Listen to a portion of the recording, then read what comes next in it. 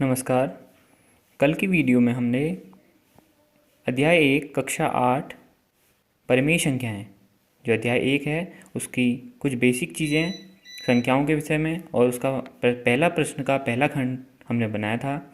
आज हम उससे आगे की ओर बढ़ेंगे, जिसमें दूसरा प्रश्न है ऋण 2/5 गुणा ऋण 3/7 माइनस 1/6 गुणा 3/2 धन 1/14 गुणा 2/5। तो इसको कैसे करेंगे? कल हमने बात करी थी, बॉडमास एक रूल आप लोगों को बताया था।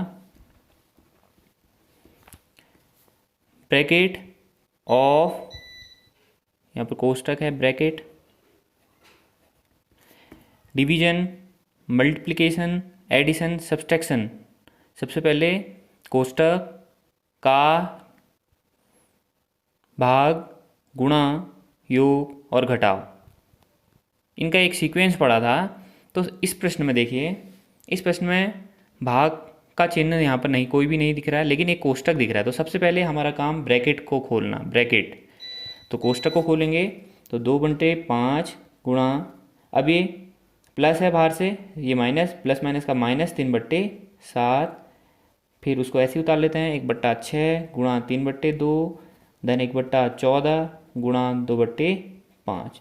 तो अब भिन्नों का गुणा जो हमने सीखा है, अंश को अंश से, हर को हर से, 3 दूनी 6, लेकिन धन ऋण का ऋण, क्योंकि ये धन का है, ये ऋण का है। धन अगर गुणा हो रहा है ऋण के साथ तो हमेशा ऋण चिन्ह आता है। धन वाली संख्या अगर ऋण वाली संख्या से गुणा हो रही है तो हमेशा ऋण चिन्ह आएगा। तो 3 दूनी 6, धन वाली ऋण वाली से हो रही है, 3 दूनी 6, लेकिन ऋण चिन्ह आएगा। ऋण 6/5,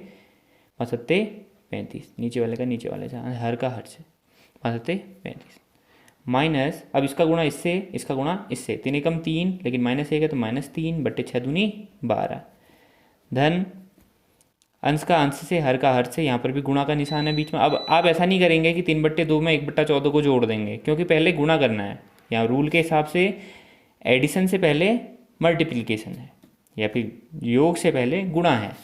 तो इन दोनों का, सबसे पहले इन दोनों का गुणा, इन दोनों का गुणा और इन दोनों का गुणा, 2 एकम 2, 14×5 70। अब ये दोनों घटने हैं और ये धन का निशान, ये ऋण का, ये ऋण का, ये धन का। तो हम क्या कर लेते हैं, इनके हरों को समान करने के लिए लॉसर ले लेते हैं कल की तरह। 35, 12, 70। तो सबसे पहले सबसे छोटी संख्या 2 से, सबसे छोटी बात 35 में जाता नहीं है, 2 6 12, 70 में जाएगा, 2 3 6, 1 बचा, अब ये 10 बन गया, 2×5 10। फिर 2 का जाता है 6 में, जब तक जाएगा तब तक देंगे, 2 3 6, ये 35। अब 3 का जाता है, 35 में 3 का नहीं जाता, क्योंकि 5 3 8, 5 3 8, तो 8 में 3 का नहीं जाता, तो इसलिए 35 में भी 3 का नहीं जाएगा। अंकों को जोड़ते हैं, अगर जो योग में 3 का भाग जा रहा है तो इसका मतलब जाएगा, लेकिन 5 में 3 जोड़ा 8 आया, तो 3 का भाग 8 में नहीं जाता है, तो 35 वैसे उतर जाएगा, 3 एकम 3, 35। अब जाएगा 5 का भाग, 5 सत्ते 35, 1, 5 सत्ते 35। अब जाएगा सीधे सीधे 7 का भाग, 7 एकम 7, 1 1। तो इन अभाज्य गुणनखंडों का गुणन कर लेते हैं, गुणा कर लेते हैं, 3 2 2 3 5 7। तो 5 सत्ते 35, 35 दूनी 70, 70 दूनी 140, 140 तियाँ 420। कितना आ गया इसका आंसर? 420। तो गुणा जो आ गया इनका, लो 420 आ गया। तो अब हम देखते हैं कि 35 के पहाड़े में 420 कितने बार जा रहा है। तो अगर वैसे समझ में नहीं आ रहा तो भाग दे के देख लो। तो 35 एकम 35, 12 में से 5 7, यहाँ पर 4 था, एक यहाँ गया, 3 में से 3 0, 70, 35 दूनी 70, तो 12 बार जाता है।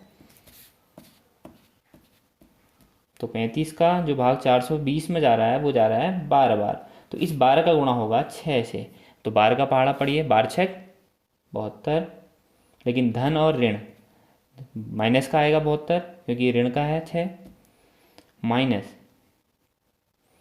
12 का पहाड़ा पढ़ेंगे।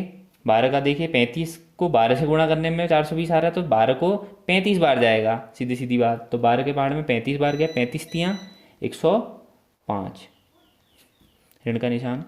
धन 70 का देखो, 7 का पहाड़ा पढ़ लो, 7 का 7, देखो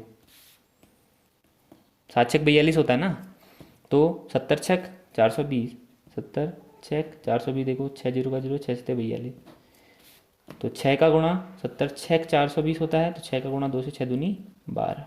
तो हमारे पास क्या बचा, ऋण 12 ऋण 105 धन 12 बट्टे 420।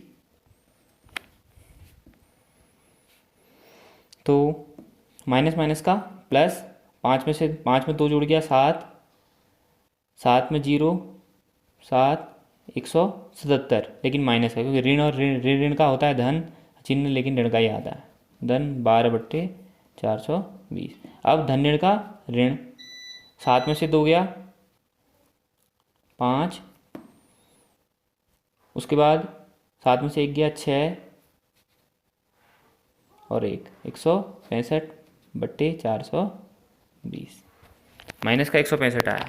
ठीक है, उसके बाद ये कट रहा है तो इसको काट लेंगे 5 से, 5 तियाँ 15, एक बचा यहाँ, 5 तियाँ 15, 5 40, 5 40, 2 बचा, 5 को 20,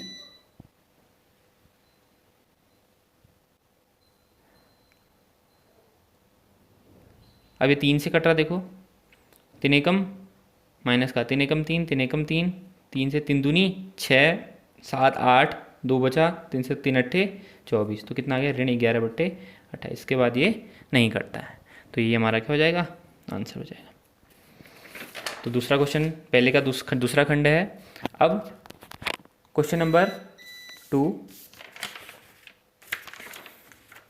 क्वेश्चन नंबर 2 में निम्नलिखित में से प्रत्येक के योज्य प्रतिलोम ज्ञात कीजिए। देखिए योज्य प्रतिलोम क्या होता है, जैसे कोई संख्या 4/3 है तो इसका योज्य प्रतिलोम मतलब इसमें क्या ऐसा जोड़ूं कि आंसर 0 आ जाए। तो 4/3 में अगर मैं -4/3 जोड़ दूं तो देखिए ज़रा, 4/3 प्लस माइनस का माइनस धन ऋण का ऋण 4/3, तो आंसर कितना आ रहा है, 0। तो ऐसा कुछ जोड़ना है मतलब कि आंसर 0 आ जाए, तो वो इसका मतलब ये 4/3 क्या है, 4/3 का योज्य प्रतिलोम कौन है, -4/3। सीधे सीधे बात ये समझ लें कि योज्य प्रतिलोम में चिन्ह बदल जाता है। जैसे 2/8 का योज्य प्रतिलोम क्या होगा, -2/8। क्यों, क्योंकि 2/8 में अगर -2/8 जोड़ूंगा तो कितना आएगा, योज्य तत्समक जो है वो 0 है। ठीक है, वो 0 आ रहा है ना। तो किसी भी संख्या का योज्य प्रतिलोम अगर उसमें जोड़ा जाए, कोई भी परिमेय है, जैसे 2/8 का योज्य प्रतिलोम अगर -2/8 इसमें जोड़ूं तो आंसर हमेशा कितना है, 0 आए। तो ऐसा योज्य प्रतिलोम निकालते वक्त सीधे सीधे हम चिन्ह को बदल देते हैं। जैसे 2/8 है तो -2/8, 5/9 -5/9 का योज्य प्रतिलोम धन 5/9 हो जाएगा, क्योंकि ये ऋण का है तो धन का। अब देखिए ऋण 6/5 ऋण 6/5 में ऋण से ऋण कट गया, तो ये कितना आ गया, इसका मतलब हुआ ये केवल कितना है, 6/5 है। तो 6/5 का योज्य प्रतिलोम क्या होगा, -6/5। अब देखिए 2/-9 है, या 2/-9 लिख सकते हैं, या इसे ऐसा भी लिख सकते हैं -2/9 भी लिख सकते, कोई अंतर नहीं है, नीचे ऋण लगाएं या ऊपर लगाएं। तो -2/9 का योज्य प्रतिलोम क्या हो जाएगा, 2/9 धन का। अब देखिए 19/-6 है, तो इसे या तो 19/-6 लिखें या -19/6 लिखें, कोई फर्क नहीं पड़ता। तो एक ही चीज़ है, तो -19/6 में अगर क्या जोड़ूं कि 0 आ जाए, तो माइनस में योज्य प्रतिलोम क्या हो जाएगा, धन में आ जाएगा 19/6। तो सीधी सीधी बात, जब भी हम योज्य प्रतिलोम निकाल रहे हैं तो हम चिन्ह को बदल देते हैं। जैसे 2/8 धन का था तो -2/8 हो जाएगा इसका योज्य प्रतिलोम, -5/9 है तो इसका योज्य प्रतिलोम धन 5/9 हो गया। अगर इसको धन भी लिख सकते हैं, अगर धन वैसे लिखा नहीं जाता, धन ही मान लिया जाता है, तो ये धन 5/9। अब -6/-5 है, तो माइनस से माइनस कट गया तो एक केवल 6/5 रहा, 6/5 का योज्य प्रतिलोम -6/5। 2/-9 लिखो या -2/9 लिखो, बात एक ही है। तो -2/9 का योज्य प्रतिलोम धन का 2/9। 19/-6 लिखो या -19/6 लिखो, इसका योज्य प्रतिलोम धन 19/6, या धन 19/6 लिखो, या बात एक ही है, या इसको 19/6 भी आप लिख सकते हैं। तो सीधी सीधी बात, जैसे कोई परिमेय संख्या है a/b, इसका योज्य प्रतिलोम जो होगा तो क्या होगा, माइनस का अगर इसमें मैं जोड़ूँ उस योज्य प्रतिलोम को, तो इसका ए बट्टा बी अभी धन का है, तो माइनस ए बट्टा बी को अगर जोड़ूंगा तो देखिए ए बट्टा बी धन ऋण का ऋण ए बट्टा बी, तो कितना आ जाएगा 0। तो योज्य प्रतिलोम में अगर किसी संख्या को उसके योज्य प्रतिलोम में जोड़ा जाए तो आंसर 0 आता है हमेशा, तो ये बात ध्यान रखनी पड़ेगी। तो अगला प्रश्न है तीसरा, जिसका पहला खंड है x बराबर 11/15 और दूसरा खंड दे रखा है x बराबर -13/17 के लिए सत्यापित कीजिए कि माइनस एक्स बराबर x। तो देखिए हमने माइनस बराबर x सिद्ध करना है और x का मान हमको दे रखा है 11/15। तो ये दायां पक्ष है इस समीकरण का, या फिर इसका ये बायां पक्ष है। तो हम दाएं पक्ष को लेके बाएं पक्ष को सिद्ध करते हैं, तो माइनस माइनस दो माइनस हैं। अब x का मान यहाँ पर हमको दे रखा है 11/15, तो माइनस माइनस का अब ऋण और ऋण जब मैंने बताया था पहले भी गुणा होंगे तो हमेशा आंसर किस में आता है, धन चिन्ह में आता है, तो ऋण का धन चिन्ह होता है। अब तो सीधे सीधे धन 11/15, तो धन 11/15 क्या है हमारे प्रश्न में, x है, तो x। तो देखिए यहाँ से लेके चले थे और ये किसके बराबर आ गया, x के बराबर, तो इसका मतलब ये और ये सत्यापित है, दोनों पक्ष दायां पक्ष और बायां पक्ष बराबर है। इसी प्रकार आप इसको करेंगे। अब हम अगले प्रश्न में जाते हैं, क्वेश्चन नंबर 4, जिसमें संख्याओं के गुणनात्मक प्रतिलोम निकालने हैं। तो गुणनात्मक प्रतिलोम क्या होता है, सबसे पहले इसको समझ लेते हैं। जैसे कोई a/b कोई परिमेय संख्या है, अगर इस संख्या को पलट के, या फिर इसका व्युत्क्रम भी यही चीज़ है, व्युत्क्रम मतलब उल्टा, इसको पलट के इससे गुणा करूँ तो a/b को पलट के करूँगा तो b/a आएगा, a से a कटा, b से b कटा, तो आंसर हमेशा कितना आया 1, क्योंकि a एकम 1 b एकम 1 1 एकम 1। तो सीधी सीधी बात है, गुणात्मक प्रतिलोम, किसी संख्या को उसे गुणात्मक प्रतिलोम से अगर गुणा किया जाता है तो आंसर 1 आता है। तो गुणात्मक प्रतिलोम में चिन्ह नहीं बदलता, इसमें क्या बदलती है, भिन्न बदलती है। क्या बदलती है, भिन्न बदलती है।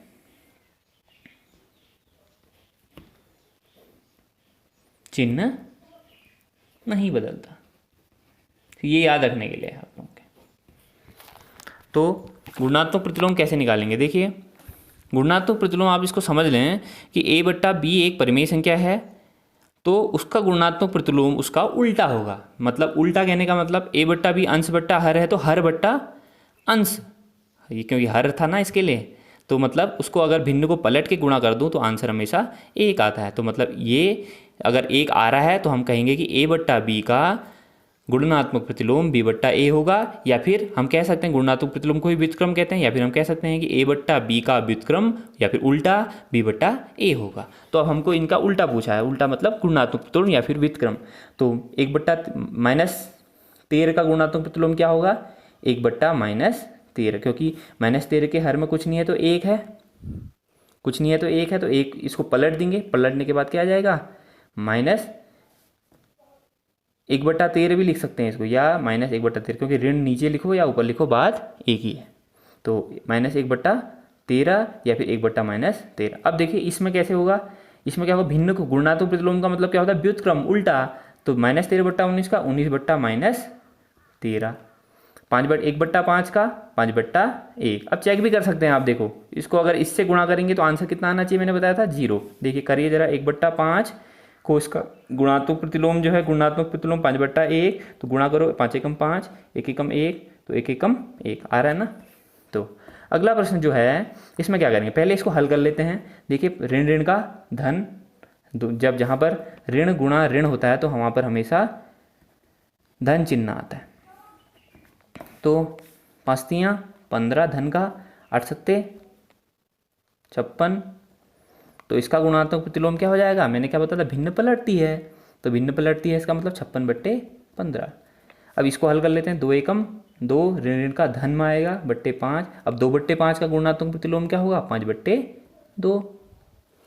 उसके बाद -1 का गुणात्मक प्रतिलोम, माइनस, अब ऐसा कर सकते हैं कि -1/1 कह दो इसको, तो इसका गुणात्मक प्रतिलोम क्या होगा, भिन्न पलटेगी, तो 1/-1 कह सकते हो, या -1/, क्योंकि नीचे लिखो या ऊपर लिखो बात एक ही है, तो -1/1 कह सकते हो, या काट लो इसको, -1 भी कह सकते हो।